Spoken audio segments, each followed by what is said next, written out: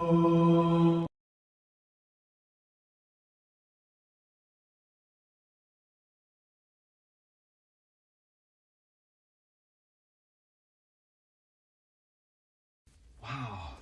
this is really cool. Wow, this.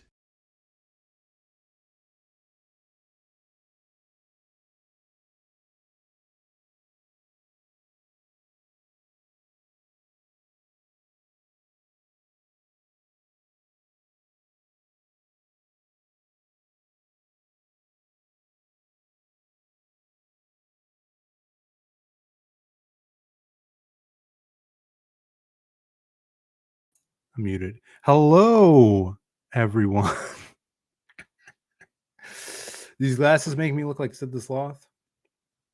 This is why I wanted to do this live. People are like, why don't you record this? I can record it here and I'll be muted. I wanted to do this tonight. I wanted to do it live. Maybe I'll make a clip of it and we'll do it. We'll make it into a recorded video. But we'll be doing spooky theater tonight for everybody that's up late. You should be able to hear me now. I hope so. I think I can turn the mic up if I do this. Is this raising the volume? Poignant start. Yeah, I'm kind of ethereal right now, like a ghost, if you will. So we're going to do a ghost story that I wrote for a Passion for Drawing's Tales of Neveterra, which is surely going to be invisible, as you can see here. The link to back Tales of Neveterra is in the description. As you can see me vanishing. I'll raise the volume here. Yeah, perfect. Actually worked out perfectly. I didn't time it at all, but if you guys are coming from other streams, tell them that we're live if they're going offline, so they could you guys could get ready for bed, put me on your stereo, your phone next to your head on your nightstand, and really could fall asleep to my voice. Let's see if this works. There we go. So I'm going to be reading a short story that I wrote, my first published prose work by Passion for Drawing, his Tales of Neveterra book. You could still get it from his website. The link is in the description, and people could drop the link. You are too close, Phill. What does that mean? Do I lower my mic? Am I too close to the mic? How's the sound here? I want it to be nice and gay for everybody. And I appreciate everybody in the chat here. Let's get the more the merrier. I want everybody to put their listening caps on for a spooky short story that I wrote entitled The Shop. The Shop. Now this takes place in Neveterra, which is the fantasy world that Passion for Drawing has come up with. I'm gonna put my little fire back on here. I don't even know if you guys need to see me at all while I'm reading. I do have illustrations. The story was illustrated by the amazing Max Hedstrom, who did 3 immaculate illustrations that I own. I own the pencils of them. So thank you, Max, for doing that. And when we get started here, I'm going to put them up because I think they kind of lead you through the story as well. Angela, being a cheerleader in the chat, please hit the like. Yeah, we're going to make it a little chill, calm stream. And hopefully this story freaks you out a little bit. A lot of fun writing it. I think Passion was like, hey, man, I need a prose story, and it needs to be like, what, 1,000 words, and mine's like 3,000. It might be the longest prose in the magazine.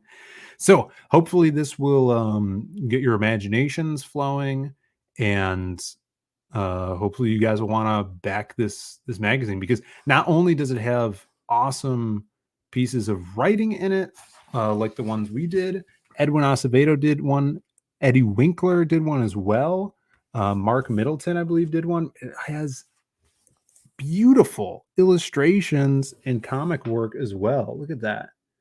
So if you guys are fans of fantasy, which I know there's a lot, look at that Joe Ball. I know there's a lot of fantasy fans out there. A lot of people backed Core Draft. And if you guys are looking for more awesome fantasy work, you need to get this. This needs to be in your collection. It's magazine size, it's oversized. If you are Dungeons and Dragons fans, you got to get on this. I guess if anybody has questions in the chat, let me know. And maybe we can get right into this. I'm going to say hi to some people. We got 20 people already in the chat. Thank you guys for being here. Phill only works with the best. That's right, DJ. What's up, Dean, my boy? Comics mate. Jeremy Burtz is here.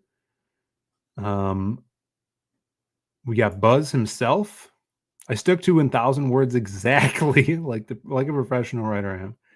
Yeah, I couldn't help it. Jolly Green is here. Good to see you, Henry Bemis. Now, has anybody read this already, or does anybody own this?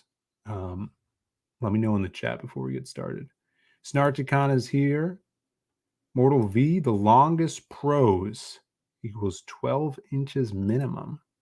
Jesus. Let's see, scrolling up. Jay Ryan, good to see you, Jay Ryan.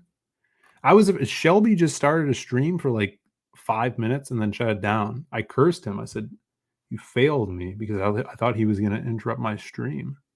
Now, I don't want to stream over Shelby, but no, it was just a little closeout on his sketchbook, which I backed. I think you probably still back it, maybe? I'm not sure. I think it just ended.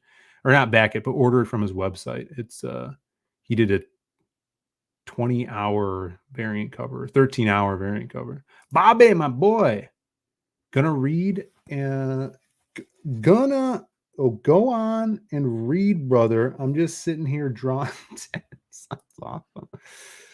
That's awesome. Well, sit back, relax. Tell everybody on Twitter about this. I tweeted this out. Norn Red says pros before hose. That's right. And if I'm dyslexic, I don't think I'm dyslexic. I might have used to be. Could you grow out of dyslexia? We'll see. Comics really helped me with reading. We'll see how this goes. And if I don't know if KSSS isn't in the chat, but he really likes when I read things because I do the voices. So let me know if I should do the voices. Sketchbook ended. Yeah. This was the sketchbook on his site. All right, let's do the pros before hose, everybody. Maybe we'll get more people. Maybe we'll get less people. Maybe this will be like a little club and no one will know about this. Phill, your headphones. Oh, sorry. Phill, your head appears briefly in the Stars Scream mange cut on Twitter. I hope it's good. I hope they got my likeness well. I didn't sign off on that at all. Kista says birthday's today. Well, happy birthday. We got Noah in the chat. Good to see you, Noah. Phill Devereaux, another Phill. Great to see you in the chat. And if you guys are just tuning in, we got 21 people. I'm going to be reading a short story I wrote, and I don't know how long it's going to take, but it's like 3,000 words. So let's go. I mean, close your eyes. We're going to paint a picture with you guys, okay? For you guys, I should say. And I mean me. All right. Let's move myself over here. We got the beautiful, I hope you guys have your heat on today. It was snowing today in Chicago. The first snow of the year. Pretty chilly out. So I got my fireplace all set up. I hope you guys warm up. And here we go. Do we have any music that is like not bad? Daydreaming.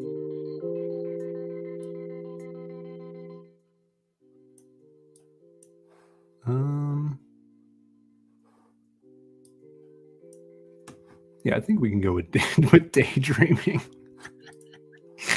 Hope you guys like that. Spooky. We got Mr. John Malin in the chat. John Malin, good to see you. Says use generous bombs. I don't think I put any in this story, John. But we are here. We're going to be reading a story I did write, and it came out this year in the book Tales of Neveterra, A Passion for Drawing. As you can see there, you don't have to see the whole thing. But beautiful. I'll pull one of the illustrations up right now. Beautiful illustrations by Max Hedstrom, a Brit. So this story is called The Shop. Story by Philip Diaz. Illustrations by Max Hedstrom. Let's take it away. Hope you guys like the music. We're not feeding the ducks tonight. All right. Down the Great Northern Road, past the winding pines of Warndruff Woods, near the valley of Valerium, behind the mighty guardsman's gate sits a stoic village of Stonefall, a beacon of strength and trade. And on sunny days like this, you can hear the peddlers at work, the tradesmen, men and women serving their community as merchants and craftsmen from morning to evening. So I'm going to pause right there because the prompt that was given to me for the story is it had to be a story about a tradesman, like a merchant, and specifically in this shop. So that's all I was really given for the story. And I want to do a horror story because I've never really written horror. All right. So this is the part where continue recording. Okay, Phil. An hour past sunrise, the bustle flows down the road, splashing from shop to shop like water crashing on the banks of a river. Men, women, and children from all paths of fates clamor to get their hands on everyday needs and precious rarities. And none more rare than the item found that found itself within the walls of a quaint potion shop run by Alazar Snoot. Ring, ring! The brazen bell sounded above the door of Alazar Snoot's Potions and Apothecary. The shop was rustic, furnished with the same wares as the day it was opened. Books of magic making lined the wall farthest from the entrance. In front of them stood a heavy wooden counter. This counter seemed to weigh the room down, for every shelf, drawer, and surface in the shop was crooked to its spot. It was there where the potions were made and the goods were traded. Snoot! Snoot, Alazar! A robust and boisterous Valerian woman waddled into the store, her skin taut as a sun-washed prune, and her fragrance just as strong. This was one of the sparse regulars that kept these doors open. Yes, Mrs. Gorndruff, I'm here. 1 second, murmured the voice from the back of the room of the shop. The large oafus woman felt a tug at her garments that draped upon her body. Good morning, Mrs. Gorndruff. Would you like to try one of our new exotic perfumes from the farthest Eastlands?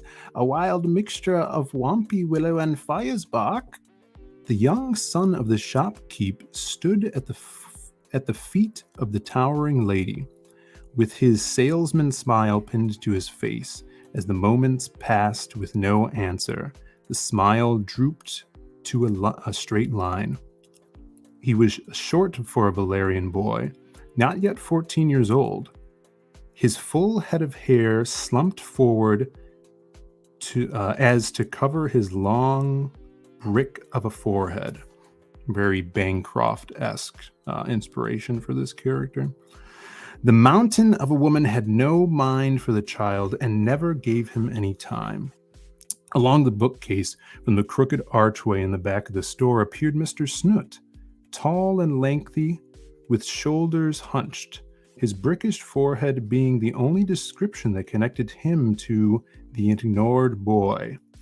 Alazar Snoot was grumpy in appearance, but a soft, reasonable, and gentle man in demeanor. Ah, Mrs. Gondruff, come in. Welcome. What may we do for you today? I'm going to take a break there. I'm going to read some chat. Hope you guys are enjoying this. We got Noah in the chat. Let's see. Sartan Bianu, will any of the customers ask the shop to give them that ass? No. This is a totally different universe. Ring a ding ding would have been more colorful. Yeah, I should have had you edit this. Let's see here.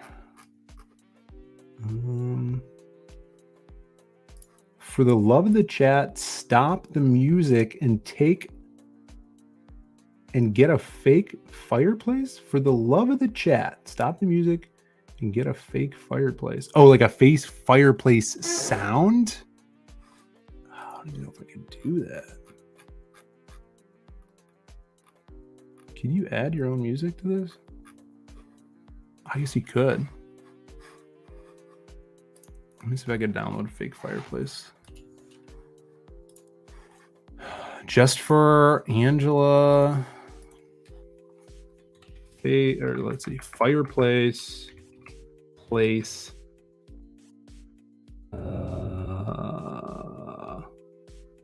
Noise. Actually a great idea. This one has, is that music? I think this will work. It would be a genius. All right, if I share this screen, but then I hide the screen, can you guys hear this?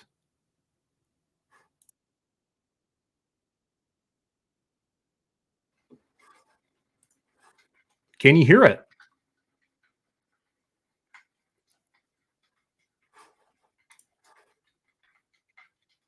Let me know. Because I'm hearing it. Very faint. Well, that's the point, right? How's that? It's a little louder, huh? Crank it? How's that? Oh my God, how many?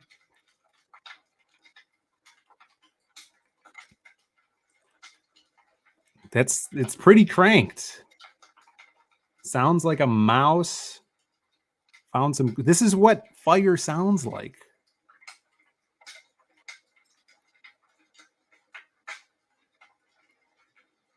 That's all you get, okay?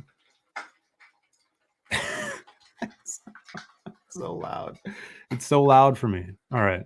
That's what you guys get. Thanks to Angela. All right. I'm going to want a book report as well on this story and some reviews probably on Twitter tomorrow. That's what I'm looking for.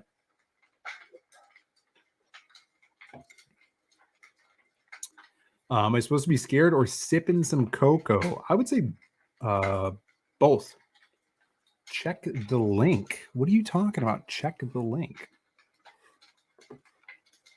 All right. We're going back to this. Where was I here? Ah, Mrs. Gornforth, come in. Welcome. What may I do for you today? That's what Mr. Snoot said. Bah, barked the woman. I be here the same time. Oops, I skipped 2 pages. The same time every darn week, and for the same darn reason.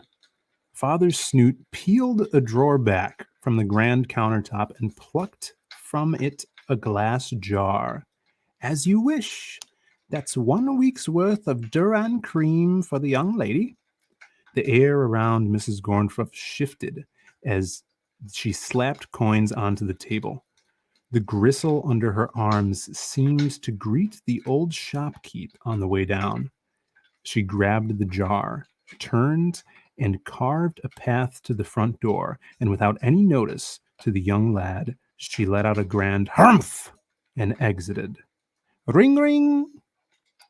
Well, that went well, declared Snoot as he splashed the iron shackles down into the store's corn receptacle. Father, when's the last time we had gold coins in the shop? Said the boy timidly.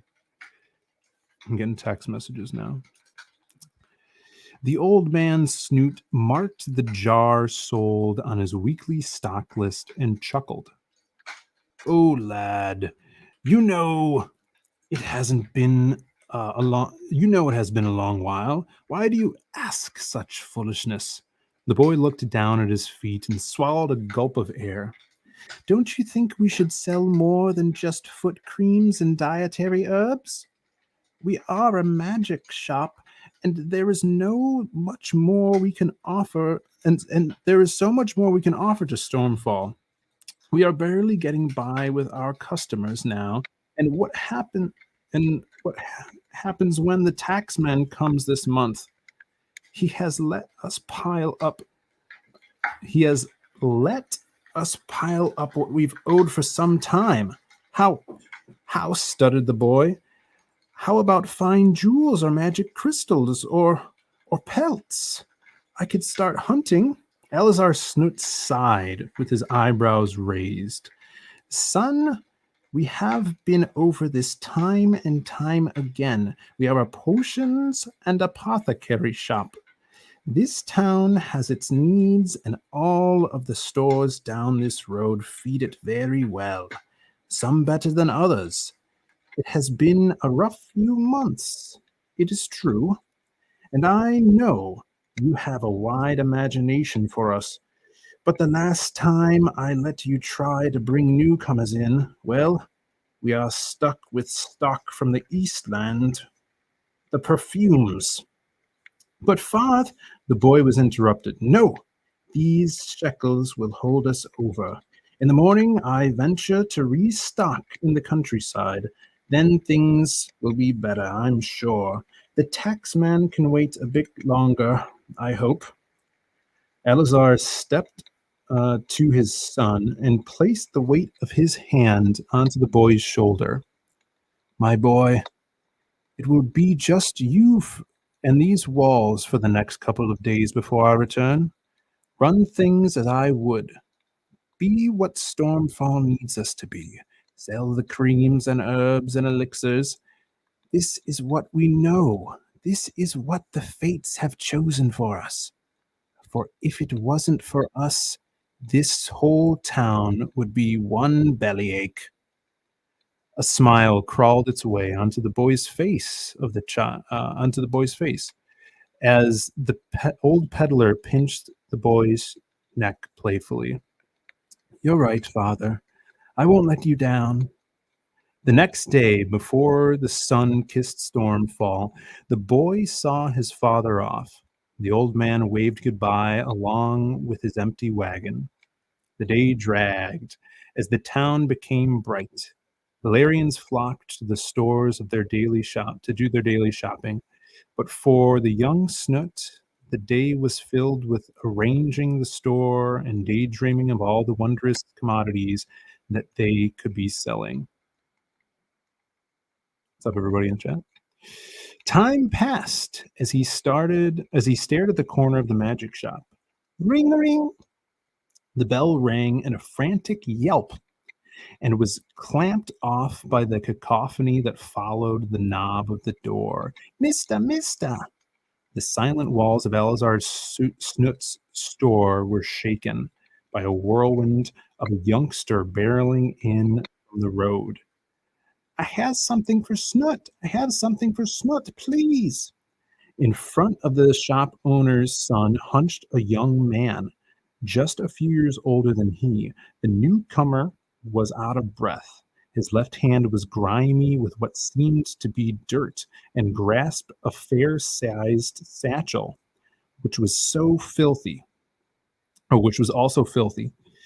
His right hand was stabilizing his brow as if to cease the sloshing of his thoughts that crashed behind his eyes. "Are you Snoot?" he said anxiously. "Yes, well, not Alazar. I'm running the shop while my father's away." "You!" interrupted the patron. "You, uh, then you're the one I needs. I got something goods for the shop." As he stepped closer to the countertop by the boy Snoot, as he stepped closer to the countertop, the boy Snoot squinted. "Hey!" exclaimed the potion peddler.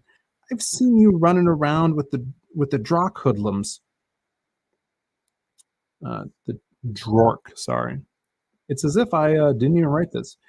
I've seen you running around with the Drork hoodlums. We don't let bandits in here. Plus, we are a no resale store. No, no, I implore, or no, no, implored the stranger. The jewels in this bag will bring riches. Promise, promise. All of Stormfall, uh, all of Stormfall will comes in here. The boy's expression changed to one of thought. Jewels, you say? The stranger's face brightened. Jewels, yes, rings, treasures from far away. The fairest, uh, uh, farthest up the wastelands they are. I have enough. I don't need no more. I thought you would like some. This shop, that is. I I don't even have anything to give you for treasures like that. Even if the boy's stomach churned as a ripe stench wafted into his lungs, an odor that would make Mrs. Gorntruff seem like a flower. What is that? What's in there?" The stranger, now with more stability in his stature, approached the heavy countertop and dropped the sack onto it. Its contents clamored, startling each of the observers. It seemed as though the rotting bag was larger and heavier than when it had entered the building.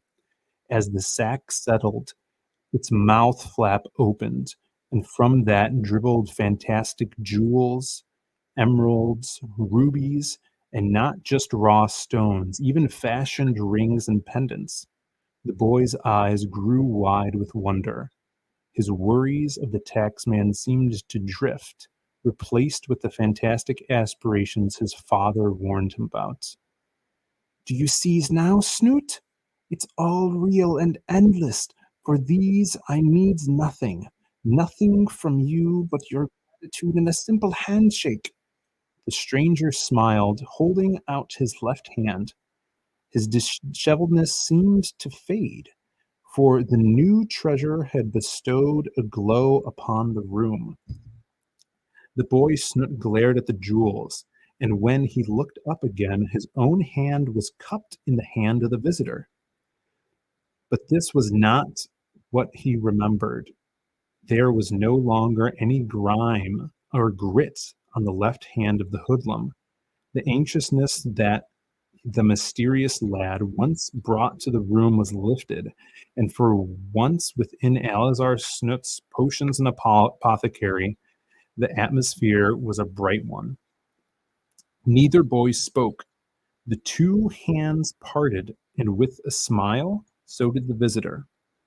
When the young shopkeep looked at the miracle bag again, he found it overflowing. His hands worked quickly, taking the jewels and displaying them around the store. Every shelf and surface was dressed with precious stones. Outside the front door, he hung an ornate sapphire necklace. As the sunlight hit the ornament, it cast a blue radiance through the circular portway of the door. As the bag became lighter and more scarce of treasure, the boy felt the air becoming thicker with a pungent smell. He remembered how filthy the sack was.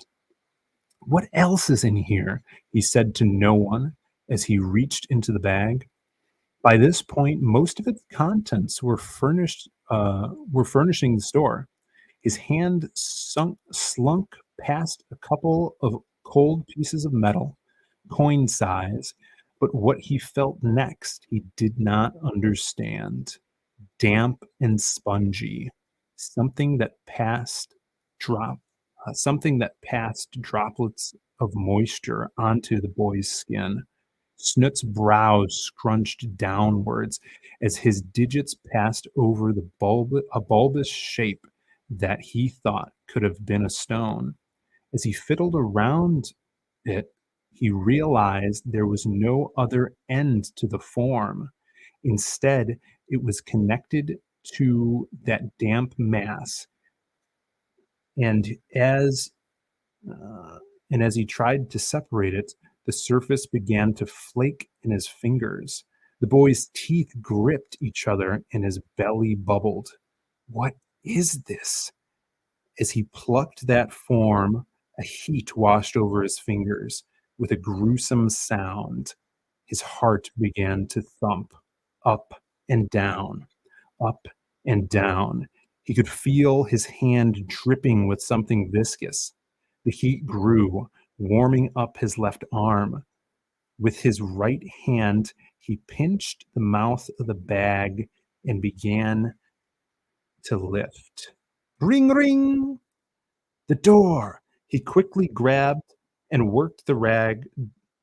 He quickly grabbed a work rag and wrapped it over the filthy sack, unsheathing his hand from the opening and in the process wiping whatever liquid plagued it.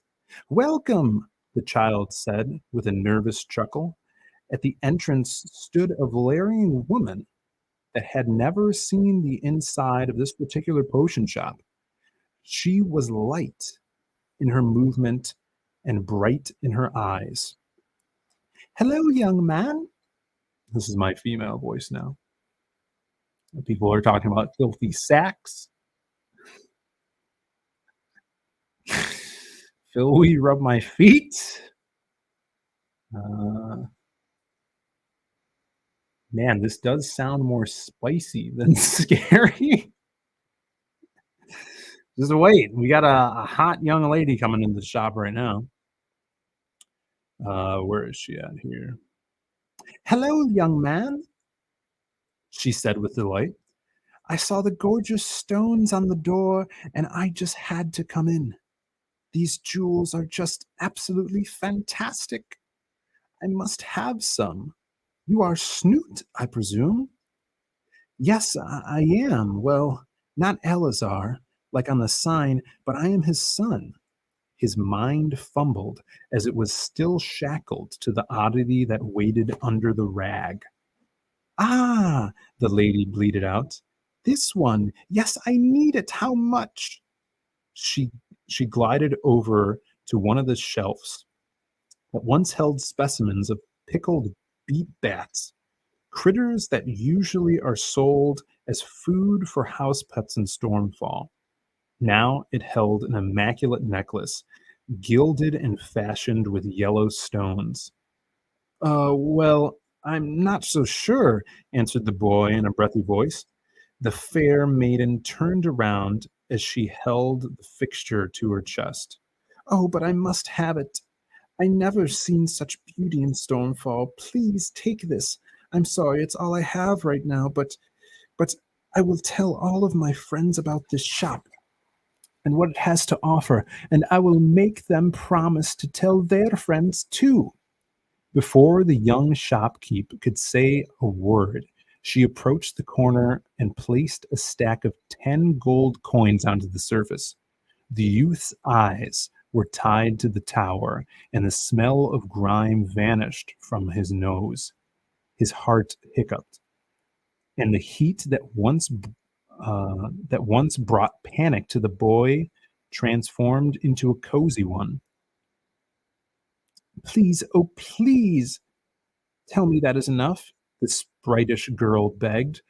For a few moments the lad did not move, and then he nodded with a giddiness that had never graced the floor of the Snoot store. Oh, yes, yes, forgive me, miss. I'm just taken aback by how well the piece goes with your hair, he said, trying to hide his jubilation. Oh, thank you. You are the sweetest. You are a sweet-hearted boy. I must wear this out and tell Stormfall of all the treasures I see here. Farewell, Snoot.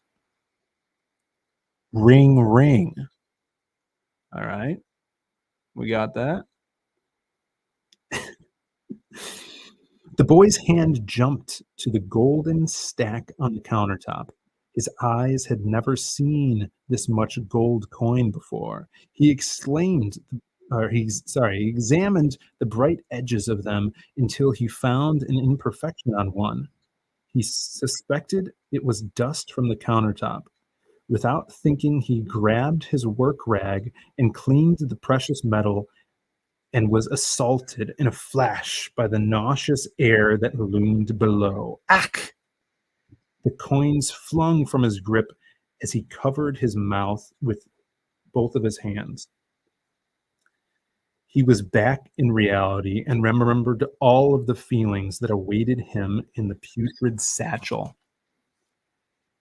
That's enough from you, he exclaimed towards the bag. The boy gripped the container from the bottom and swiftly moved it off of the counter in attempts to throw it in the waste receptacle.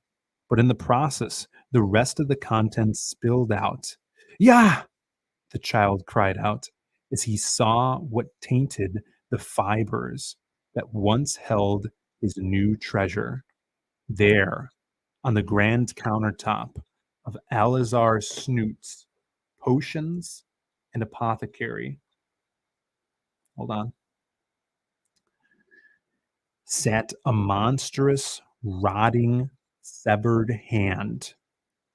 This hand was the color of death, with fingertips of an unkempt goblin, clad with runic rings. The smell was absolutely heinous now, and the frightened youngin could not pinpoint where exactly on the hand it focused from. But he was certain it was either the bone that protruded from its wrist or the large gash on the back of the hand. That is what he figured once was a what that is what he figured once was a bubbling boil he unknowingly picked at, causing it to burst all over his own fingers. Snoot's heart thumped with a weight he had never felt. He grabbed the rag again and cocooned the vile hand within it. He then threw all of that in the sack of its origin and condemned it to the waste receptacle with a great exhale. His breathing slowed along with the heartbeat, and with a swift wipe of his wrist across his forehead, he cleared the sweat that pooled on his long brow. Ring, ring! The entrance bell rang. With that, the young lad pinned his sail's smile back onto his face and left the thought of the horrific hand in with the trash. Throughout the day, the walls of the store saw faces that had never graced the snug establishment. Word of the astonishing treasures found in the shop spread throughout Stormfall, resulting in their busiest and most lucrative day ever. At the start of the day, the boy opened the potion shop with delight. Piles of coins that filled 5 trade bowls and all the new-found jewels sold to Stormfall. What a day! Enough money to pay our bills, and no evidence for father to hound me about it. He thought he could perhaps empty some old stock and fibbed to his dad that an out-of-towner needed a large supply of herb and elixirs before a large expedition. But before he could hammer out the details, his thoughts were halted. Ring, ring! The spriteful young lady returned to the shop, glistening with her gilded necklace on her chest. Oh, young Snoot, I've returned to grab another piece of jewelry for my mother. Her grin fell as she glanced around and saw no such jewels on the shelves. My apologies, miss. We're all out of the items like that. I guess it was a one-day sale." The boy shrugged his shoulders. "Oh, no, no, no! There must be more. I promised my mother that you had a piece just for her. I have been through every shop in Stormfall, and nothing has been as beautiful as the items that I saw here just yesterday. Please, oh, please tell me you have more arriving soon. You just have to." The lady grabbed a hold of the lad's hand and held it. At first, he was embarrassed due to the fact that he had been working so hard. He had no time to wash himself. He did not want her to notice the grime under his nails and on his palm. But this feeling faded as he gazed at her porcelain skin. His heart began to race once more, and his head rocked up and down. "Oh, thank the fates!" outpoured the lady. "I will return in one day's time to check back, and every day after that until your new stock has arrived." She started to the door and dragged the boy's arm upward as she lifted hers away. "I look forward to it. Until then." "As do I," said the boy with a look of infatuation. "Ring, ring!" And with that sounded, and with that sound started a panic within the child. "Oh no, oh no! I'll be found out. The jewels! I need more jewels. What will father think when when all of Stormfall comes back looking for something that's not here?" He paced in circles around the countertop, hearing only the thumping of his heart. He cursed the hoodlum that brought this burden upon him in the first place, and his pacing became more erratic. His left foot kicked into the waste receptacle. "The rings," the boy said aloud. He had remembered the rings on the morbid fingers of the severed hand. Perhaps there were more prizes along with them that he missed. Quickly, the young shopkeeper rustled through the trash. He was in such a panic that he was not stopped by the ghastly, thick air that rose from the satchel. When he reached it, he noticed the fibers had rotted even more. The bag, now a black color with an overlay of dingy green. He gripped the mouth with his right hand and pulled, but the sack seemed to be stuck. The boy then added his left to the gruesome parcel, and with all his strength, he moved it onto the countertop. "Whoa!" Young Snoot whispered. As the grim cloth satchel lay on the countertop, the lad realized that it had been stuck on nothing in the trash bin. Instead, it was now filled once again with exotic loot, this time more so than ever before. Gems, jeweled, gilded plates, silver goblets, and now mystical crystals that the boy could not even recognize. This can't be, the boy Snoot said with concern. This was too good to be true. Perhaps he was dreaming, but with caution in his mind, uh, but the caution in his mind was blinded by the gold in the store and by the gleam from the young maiden that had etched upon his brain. So, like the wind, he crisscrossed the floor with goods in his hand, refurbishing the shelves. Quick to not plan ahead, he took the emptied sack and hid it in the bottom drawer of the counter, which usually contained frost balm oil. Watch out for those seed oils, everybody. Check the chat here. Uh, hope you guys are enjoying it. We got a little bit more to go. Yeah, watch those seed oils, even in Dungeons and Dragons, okay? If we ever need more from you, I'll know where you are. That's him talking to the sack. The sun rose to the clouds, and throughout the day, the shop saw many delighted faces.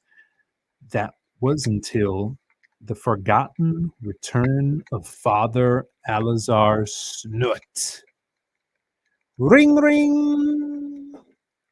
My boy, come, come, give your father a hug. How was your time alone? Father Snoot embraced his son, and the young lad squeezed back, excited to see his father.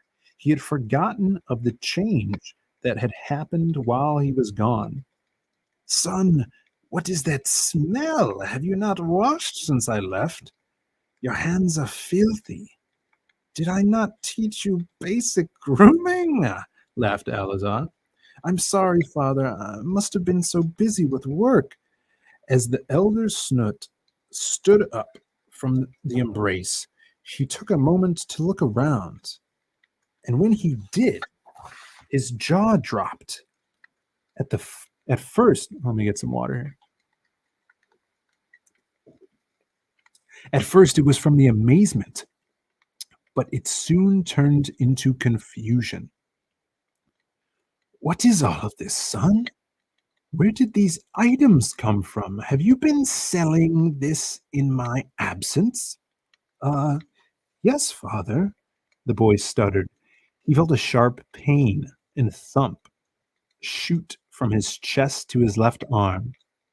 Someone gifted me with them. Someone gifted them to the store. We have made a fortune from the treasures, and all of Stormfall now knows of us. The old man tightened his brow. No, we are not a resale shop.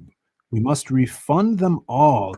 This is not what we sell, and it is not what the fates have chosen for us.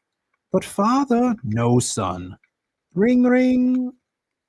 The Snoots stopped their argument and looked to the door. It was the tax man. Taller and wider than the shop owner, he had been coming to collect from all of the Stormfall shops every month. Snoots! It's. What should this voice be? Snoots! It is a new month, and it is time, the taxman said, holding out one hand with a smile, welcoming any favor. Sir, Alazar said with a nervous grin, welcome and come in. You see, I literally just got back from a trip to the countryside for restock. Mr. Snoot, the taxman stopped him. You ventured out of town and spent coin on more supplies? Coin you've owed me for months. The father rubbed his neck nervously. I just need more. The taxman interrupted. You need to pay your debts, Snoot. It has been too long. Mr. Taxman, sir, I think this will cover what we owe, and next month's as well. The young boy handed off a pouch filled with gold coins. It clanked as it changed hands. Well then, exclaimed the happy man as he counted the coin. You could take some lessons in saving from your boy here. Good day to you both.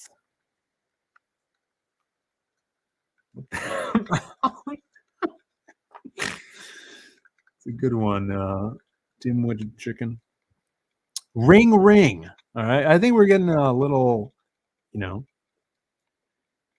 see a little repetition here with the ring, ring. Oh, by the fates, my stomach nearly jumped out of my throat. Where did you get all of this coin? Questioned the father as he tried to calm himself. I told you, we have made a fortune from the new sales. You have no idea, responded the son with pride.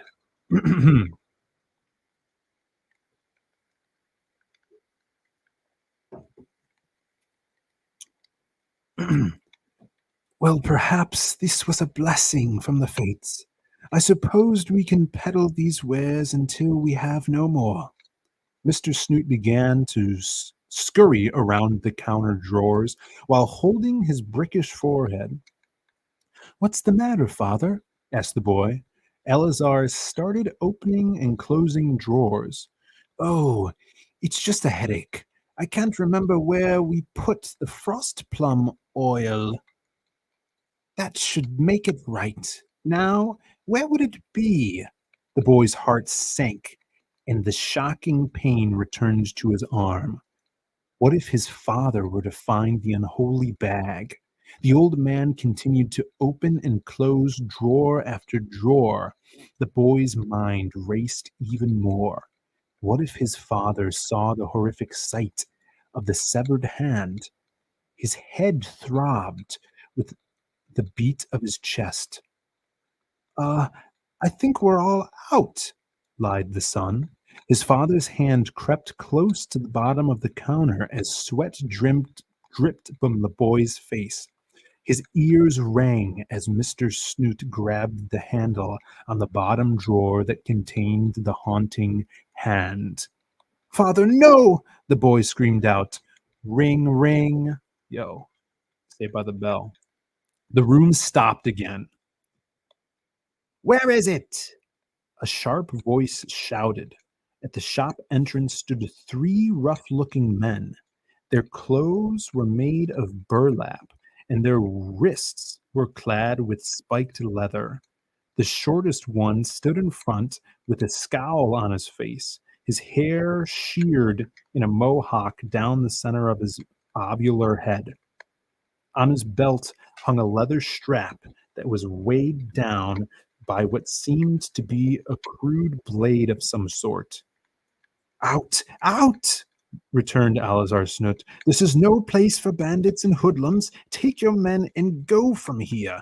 Drork, go, before I call upon the guardsmen. The small outlaw smiled, revealing his animal-like sharpened teeth. The sight of the criminals made the young boy wince. The men stepped closer to the Snoots as the one called Drork placed his hand onto the hilt of his weapon. No guardsman can keep me from that hand. My buffoon of a nephew, bring it in here. You two have been making coin off of something that's not yours.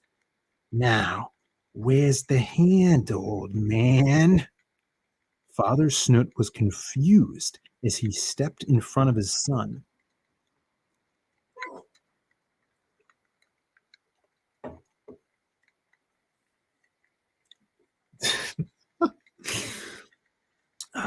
Thanks for being here, guys. 25 people on the chat. This is when it gets real good. I know nothing of what you speak. Son, do you know anything about this nonsense? The young Snoot's head rang with a sharp whine. But now, the noise came from the bottom drawer of the grand countertop. He shook his head from side to side. No, father, Enough, you rats, demanded the bandit. We will rip this place apart, and if we can't find it, then we'll rip you apart. Drork's partners started to knock glassware off of the nearby shelves that lined the room. The throbbing, mixed with white noise, taunted the shopkeeper's son. His eyes locked on the place that held the haunting hand, louder and louder, so loud now that he paid no attention to the crashing of jars and goods around him. He placed his palms on his ears, and his fingers began to plead with the three bullies. Stop! Yelled the child. The men stopped and turned to the boy. His eyes looked sunken and sick with halos of gray. His hair fell slick down the slope of his forehead due to his nervous sweat. It's here. I'm sorry, father. I didn't tell you. In the frost palm oil drawer. That's where you'll find what they want. The boy huffed and puffed as though he had been in an exhausting bout. What? Questioned the father. The old man crouched to the drawer and pulled on its handle. There he found the stained bag. He stood and looked it over. "What is this?" asked Alazar. Drork held his hand out once more. "It seems like you have raised a selfish liar of a son, old man. We worked very hard to get what's in this bag. You see, just 3 days ago, my mates and I were cavorting in the Elran woods, celebrating the goods we had lifted from some slackish gorfs in town, when we stumbled upon a small single wagon camp. And from the shrubs we spied amazing gold, silvers, gems, and all sitting there, longing to be taken. Their caretaker paid no attention to them, a lumbering oaf cloaked in rags. The only sign of wealth he displayed were the rings on his fingers. So we planned and waited until sundown. Why should he have these treasures when he donned no better wares than us? So, as the doofus slept, I sent my mates down. We left with the loot, all of it, every coin, jewel, and ring. My boys are very thorough.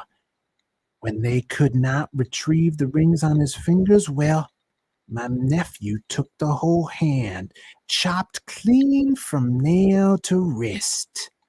Alazar Snoot tossed the bag onto the floor in front of the hoodlum leader.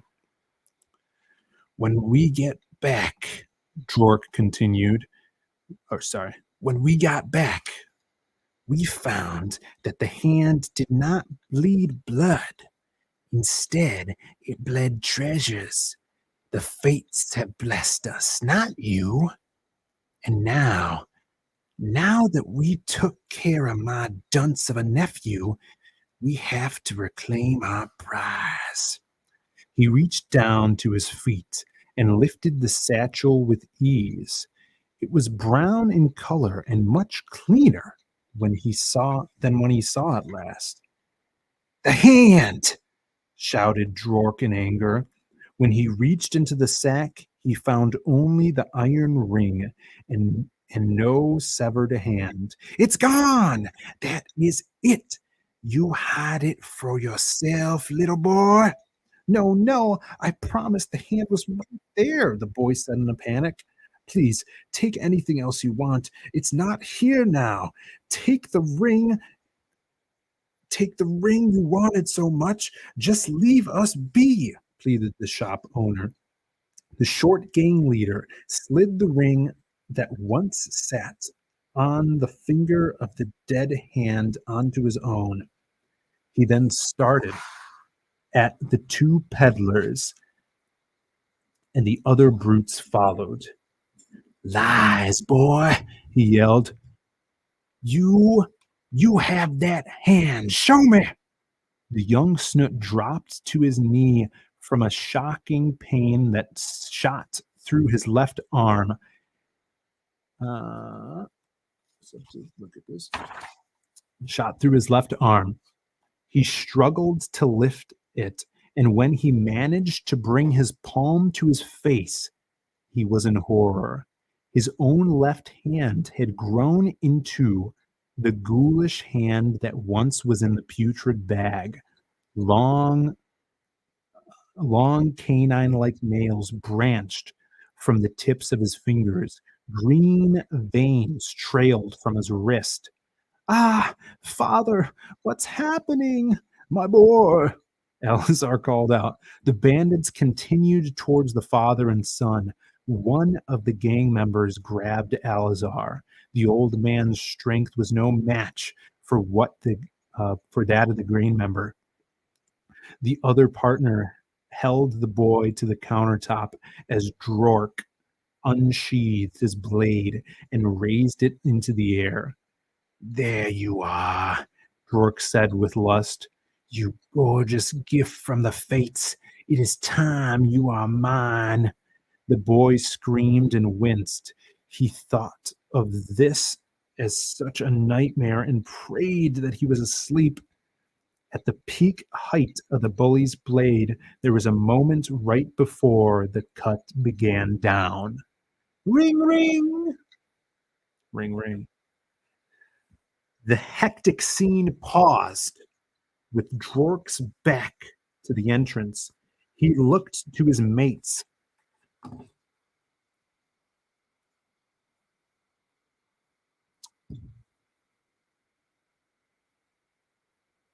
He looked to his mates. Each of their faces stared at the door with a shocked worriness. And though the floor and through the floor he felt a large thump. In an instant, the two thieves ignited in a blinding light and vanished with a blare of vocals.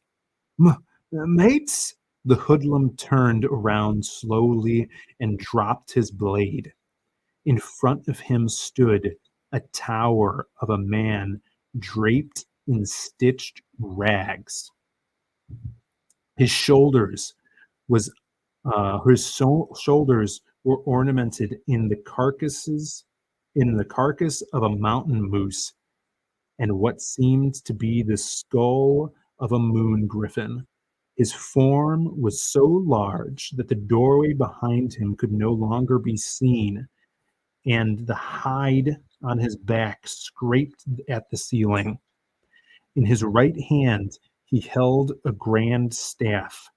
His face was long, but obscured by the thick, oily hair strands that sprang from under his hood. It was him, the man from the campsite. And he was no oafish woodsman. He was a solitary woodland warlock. You yelped. Oh, wait. It would be more like, you. I got my characters wrong. Yelped the last hoodlum. The warlock lifted his left arm, and at the end of it was a stump wrapped in cloth. Your hand! I don't have it. The boy, look! He has it!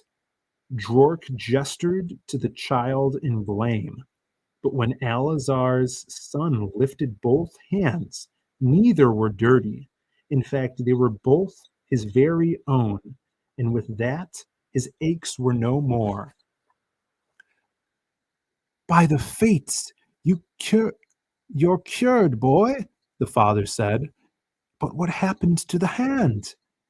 They all turned to the gray mystic that lumbered in the potion shop. His eyes lit with a red glow, and he raised his stump to the face of Drork, the leader of Stormfall's bandits. No, not me! The troublemaker covered his face, and when he opened his eyes, he cried out in terror. His own left hand matched that of the warlock's. An aching pain loomed throughout his body, but nothing that would compare to what he felt next. The old man shielded his son's eyes, and with a stomp of the sorcerer's staff, and a savage scream, the store illuminated once again.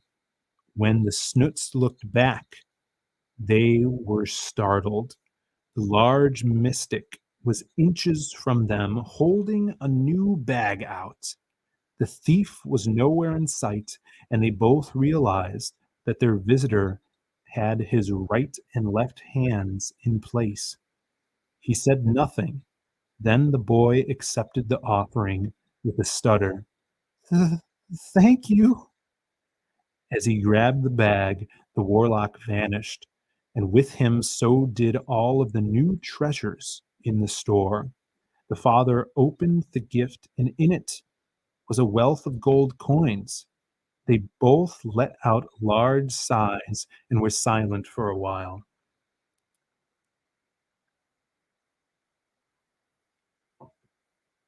Father? Yes, son, replied Alazar. I now understand why we just sell what we sell. Ring, ring. The next day, Alizar Snoot's Potions and Apothecary was visited by many Stormfall's residents. They all complained that they had misplaced their new items, and that was no different for the young maiden.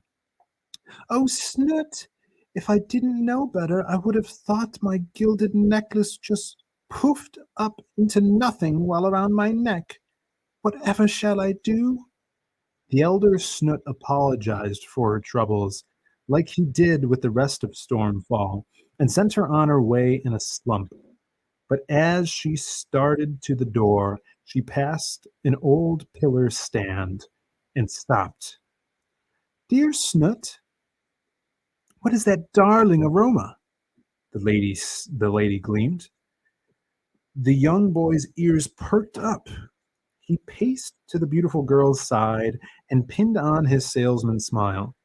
Just the finest perfumes, all the way from the Eastlands, wild mixture of wampy willow and fire's bark. He clutched the glass bottle and sprayed some into the air. How wondrous, said the lady. Down the great northern road, beyond the guardsman's gate, sits a town of Stormfall, a beacon of strength and trade, a place where peddlers and merchants are pillars of civilization, no matter how quaint. Hey, that was the story, y'all. How long did that take? Only an hour, a little less. So yeah, I hope you liked the story. I had a blast writing it. And I adore the illustrations that came out of it from Max. First time doing like horror and fantasy, and let's see what people were saying. I'm gonna scroll up. I'm gonna scroll back. Hope you guys could hear the fireplace in the background. We had almost 30 people watching.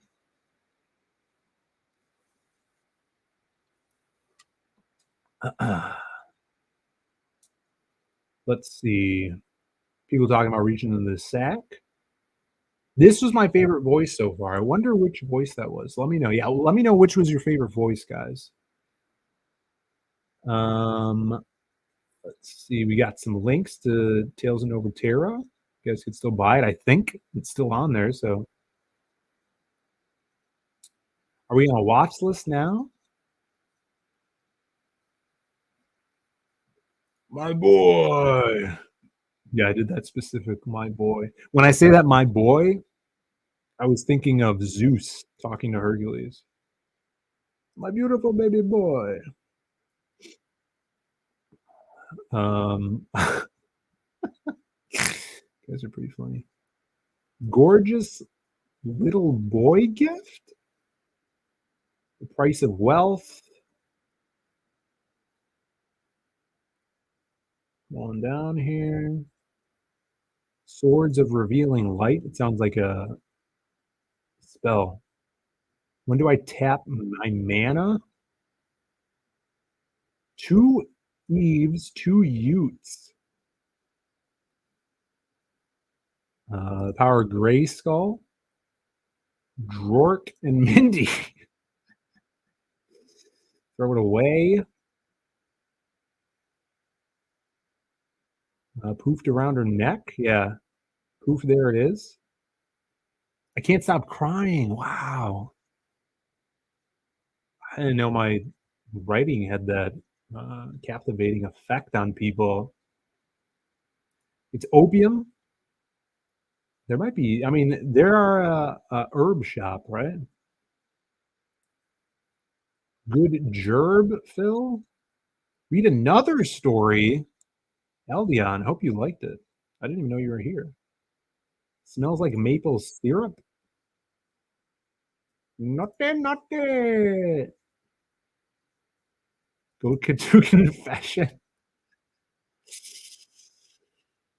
Now you have to read. Did you get it? You should reread it. If you guys buy this, you have to reread it and do your own voices. Don't scroll back. The chat is brutal. I don't think they're brutal. I think they were entertained. You don't want to. You don't want to read what we said. Maybe I didn't scroll far enough back. Too dirty even for Malin. Yeah, Malin didn't stick around. You can't handle the captivation of my writing. Zach says it is too late for this. Y'all need to go to bed. Poignant and encores are being called for. Sexual story. Too moral story. Phill, would you draw the pics while telling us? That would be impossible. I don't know if anyone could do that. I appreciate it, Angela. I'll have to re-listen to the shop reading.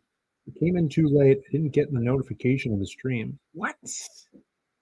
No, make sure the bell is rung on the notification. Make sure that bell's rung. We go, Miguel in the chat. Literature in its purest form. Yeah. It's only 2:13. I know. It's 2:14 now. I mean, what can I say? Oh my God, Jay Ryan. I'll insist you out of my chat, okay? That kind of, we don't take criticism here, okay? That's not what we do, all right? There's good faith and bad faith criticism, all right? Actually, no, there's not. There's neither of those things. There's either good criticism or bad criticism, okay?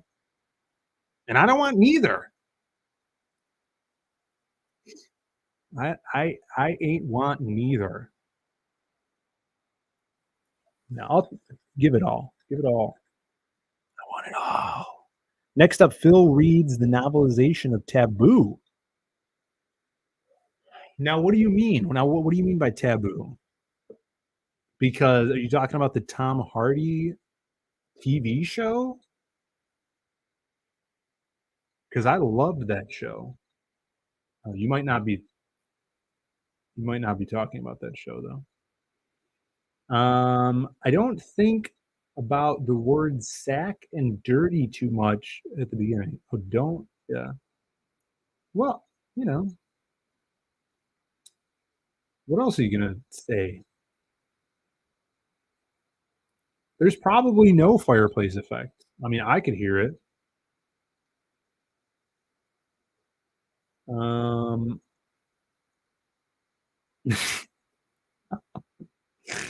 Thanks, Phill. Phill should read us Anne Frank's diary. I feel like everybody's read that already. It's like reading curriculum. Definitely not talking about Tom Hardy. No, you need to look up Tom Hardy's Taboo, okay? You need to watch it. Oh, let's see if anyone said anything on... No, there's 3 people watching on Rumble, but no one's chatting. I appreciate you guys for being here in Rumble. I got a super chat? What is this? Narcticon, thank you. $2 says, I need an adult stranger danger. Stranger danger. Here's a little dog for you.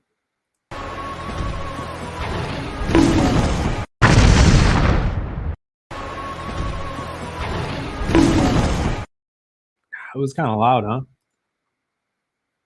Sorry about that. Thanks for the super chat. Yeah, so guys, I mean, you know, I can write more than just comics, I guess,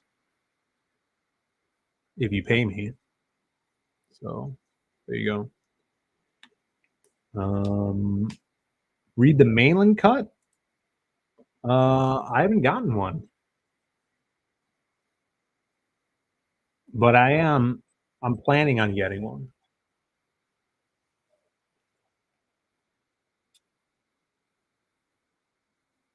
Let's see. Did you say people were saying Anne Frank's diary is shallow and pedantic? I don't think that's nice. There you go. I am reading or I'm listening to the last Dark Tower book. And let me tell you, not as good as the previous Dark Tower books.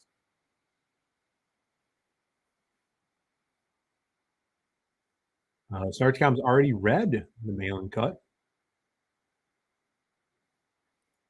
That's good. I hope you liked it. Mail may put some of his copies out tomorrow. I did hear about that. Do it. Do it. I've never been a Stephen King fan. Have you read any of his books? My girlfriend's all about him, like his books, you know. She's got all the books.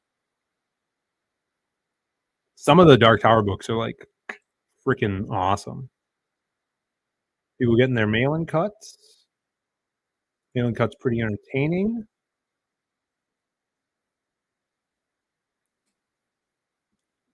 Yeah, I didn't really see Black Riding Hood was in the Graveyard Shift 4. Just kind of like randomly at the end. And he seems like a badass in the mail-in cut. He did not seem like a badass in the ending of Graveyard Shift 4.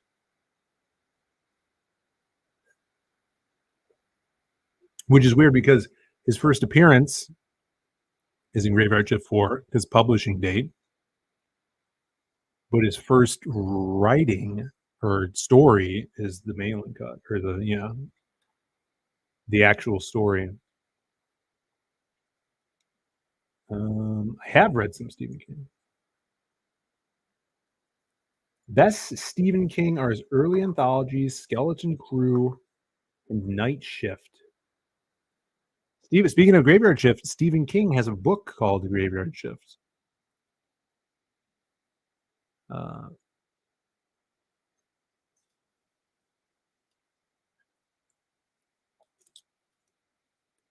There's actually there's a couple of comics called Graveyard Shift, I think. Mail and cut is 10 pages of story, 10 pages of pencils. Right. Yeah. I have everybody's like, oh, I'm gonna pitch to Ethan CG Arena. Actually have a couple of things I could throw at Ethan if he wanted to take a look at them.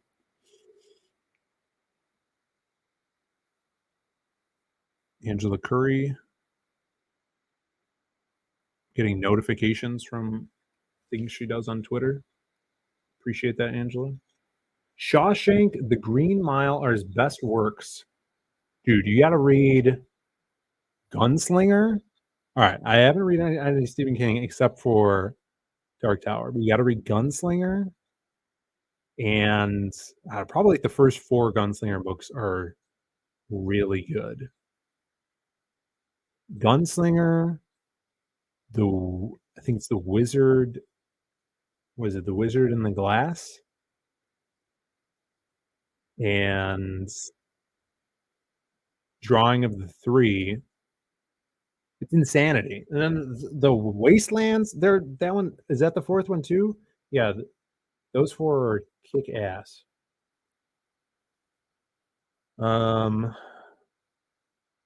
4 seasons. Let's see. I can read Herbert and Tolkien, but I fall asleep reading King. Yeah, I always hear when I talk about King is everyone's like, he started sucking after he stopped doing cocaine, and then he also started sucking after he got hit by that car, right? So read anything before those 2 points. Probably anything before he got hit by the car. Because, the guy is the most lucrative writer probably of all time. He's the most adapted writer as well.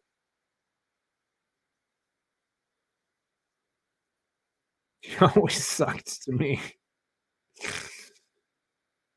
You know who also is good is the Twilight Zone guy. What's his name? I forget his name. You always see his face, but you always forget his name. Twilight Zone. Golden Earring. That's who I'm thinking of. Rod Serling. Roderick Serling. We got 26 people in the chat. I'm probably gonna wrap it up here. Got to get to bed. I did a lot of writing today, and all after work too, which was badass, and like all up until this stream. So I'm working on a script right now for another awesome creator who hired me to write a comic book for them. I'm sure some of you are familiar with the series, and this will probably come out or be worked on, drawn sometime next year. And I'm pretty excited about it because it's not superhero stuff. It's not fantasy stuff. It's more of a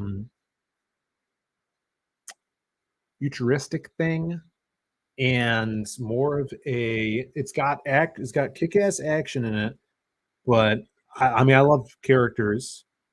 Look, I'm the headless horseman. I love characters. This is like my distracted by my head. I'm just excited about it. It's all about brotherhood and what that means.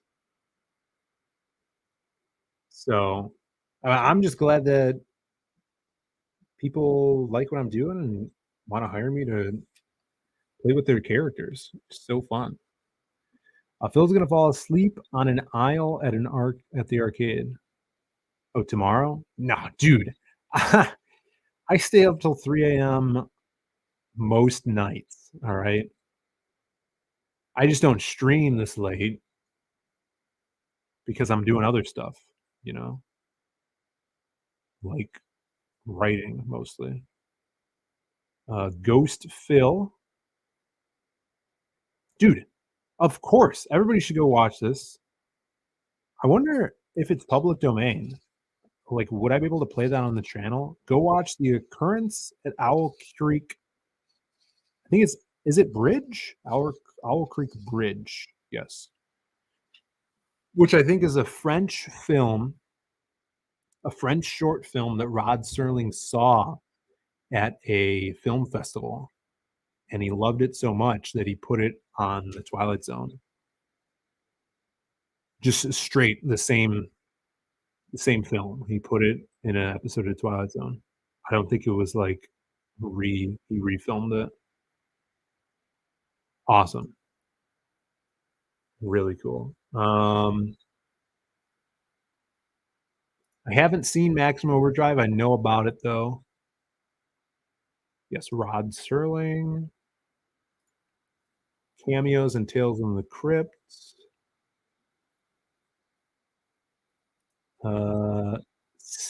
Is a good writer. Salem's Lot is good. I haven't read it. I haven't seen it either. But if you guys have read Salem's Lot, there's characters from Salem's Lot in the Dark Tower. There's a priest. His name's Father something. It's like an Irish name. Father McSomething. We scroll down here.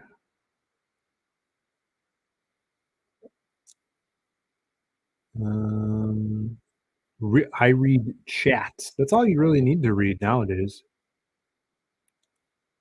Go watch Taboo 2. Get some culture. I read chat. Yeah, everybody reads chat. I feel like more people need to read just in general. Read comics too. Especially if you're working on comics, read comics. Ingest, be a sponge. The art was half-ass looking, but the story was great. For what? Oh, New Kind of War. New. Oh, I don't. I don't even think I ever saw that. 1963 short film. Yeah, Current Owl Creek Bridge. I don't like the Salem's Lot TV film. It looks great, but feel ma when watching it. That's weird. You know what? I guess there's a new.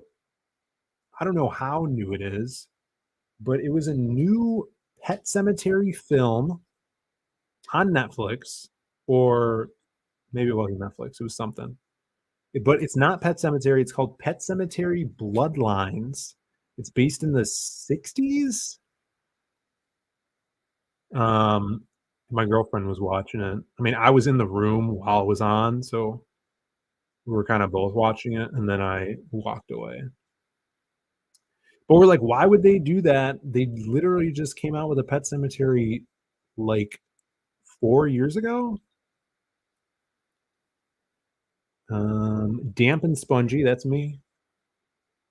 We got a Mr. Dan Plague in the chat. Dan, you missed it. Dude, you missed the reading. You got to go back and watch. Because Dan was there for the bells, okay? He was there for the bells. And I think we're going to do a little, you guys want reading. We're going to do a reading of the bells. It's a video. We're not going to do it live, but we'll play my bells video on the way out here. But Dan, I read my short story that I wrote for Passion for Drawing, and these are the illustrations from it. Horror fantasy called The Shop. There you go. Good to see you, Dan. The man, Plagle. Came out last month. It's a prequel. Okay. Dan's the lucky one who didn't have to hear it. Yeah, we'll do some classic bells. It is Halloween. I never lie. Better end with the dancing bears? Jesus.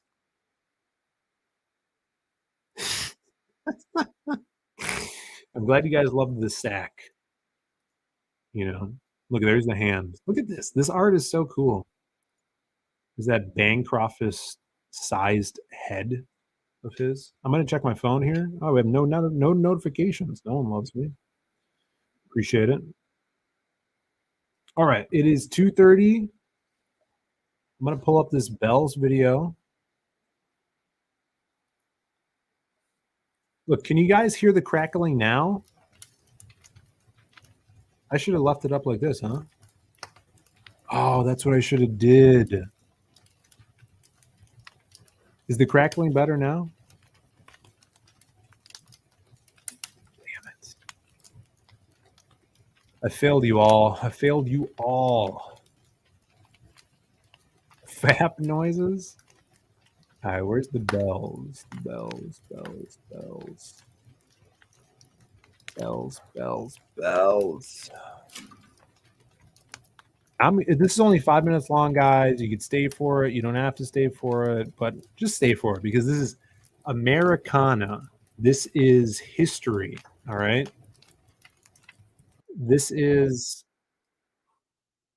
classic poetry. I think, if I'm not mistaken, this is the last poem that Poe ever wrote. Someone fact check me on that. But if it wasn't, it was, well, it wouldn't have been, right? I think I'm making that up. I think that he wrote this while he had a flu and he was sick. But it was towards the end of his life, I'm pretty sure. We got Norrad saying he's staying. Good, good, good. Well, here we go. I'm not going to read the bells. I'm going to let Philip Allen Poe read the bells for you. And I'll bid you adieu. And I will end with the do we have the bears here? I don't think we have the bears. Maybe we'll end with the bears if we remember. But enjoy this from 1848. What's up, Dear Man? Dear Man, you missed my reading skills of what I wrote. Tomorrow, I want you to watch this video again during your lunch break or while you work. And it's only like 45 minutes of me reading a story, a little spooky story that I wrote that's published. All right. Good to see you, Dear Man, my boy. Here is Edgar Allan Poe's The Bells.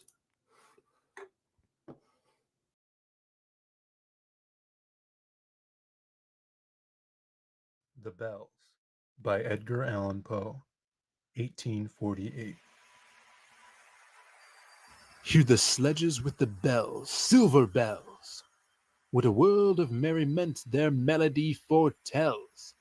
How they tinkle, tinkle, tinkle in the icy air of night, while the stars that oversprinkle all the heavens seem to twinkle with a crystalline delight, keeping time, time, time in a sort of runic rhyme to the tintinnabulation that so musically wells from the bells, bells, bells, bells, bells, bells, bells, from the jingling and the tinkling of the bells.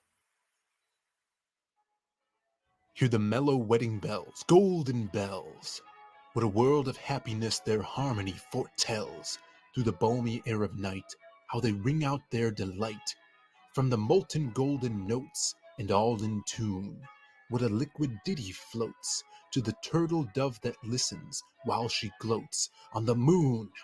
Oh, from out the sounding cells, what a gush of euphony voluminously wells, how it swells, how it dwells on the future, how it tells of the rapture that impels to the swinging and the ringing of the bells, bells, bells, of the bells, bells, bells, bells, bells, bells, bells, to the rhyming and the chiming of the bells.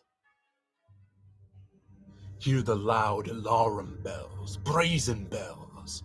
What a tale of terror now their turbulency tells. In the startled ear of night, how they scream out their affright. Too much horrified to speak, they can only shriek, shriek, out of tune. In a clamorous appealing to the mercy of the fire. In a mad expostulation with the deaf and frantic fire, leaping higher, higher, higher, with a desperate desire and a resolute endeavor, now to sit or never, by the side of the pale-faced moon. Oh, the bells, bells, bells! What a tale their terror tells of despair! How they clang and clash and roar, what a horror they outpour on the bosom of the palpitating air.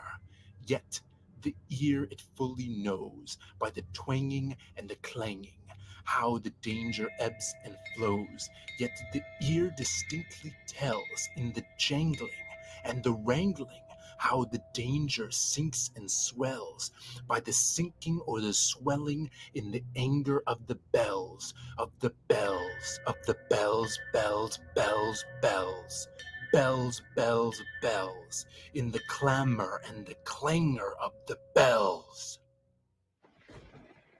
Hear the tolling of the bells, iron bells.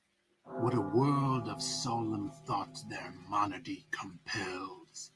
In the silence of the night, how we shiver with affright at the melancholy menace of their tone. For every sound that floats from the rust within their throats is a groan. And the people, the people, they that dwell up in the steeple, all alone.